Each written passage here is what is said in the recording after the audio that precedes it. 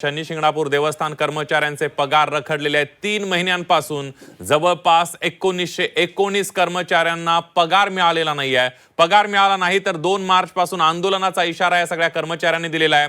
पगारासाठी देवस्थानचे कर्मचारी निर्वाणीवर आल्याचं पाहायला मिळत आहे। अहिल्यानगरच्या शनी शिंगणापूर देवस्थान कर्मचाऱ्यांचा जवळपास 3 महिन्यांपासून पगार झालेले नसल्यानं कर्मचारी संतापले आहेत। वारंवार प्रशासनाला निवेदन देऊन विनंती करूनही पगार न झाल्यानं कर्मचाऱ्यांनी उपोषण आंदोलनाचा इशारा दिलाय।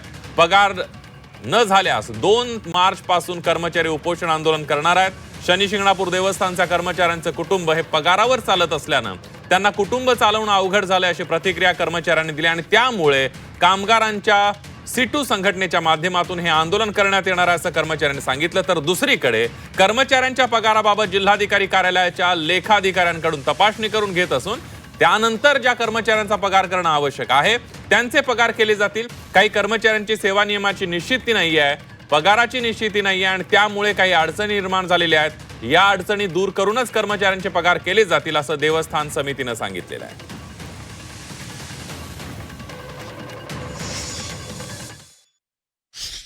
भाविकाची गैरसोय होऊ नये म्हणून आम्ही 5 सीटू संलग्न कमिटी मेंबर बेमुदत उपोषणाला बसणार आहोत आणि इतर जे कामगार आहेत ते शिफ्ट वाईज आपली ड्युटी संपल्यानंतर साखळी पद्धतीनं उपोषण करतील।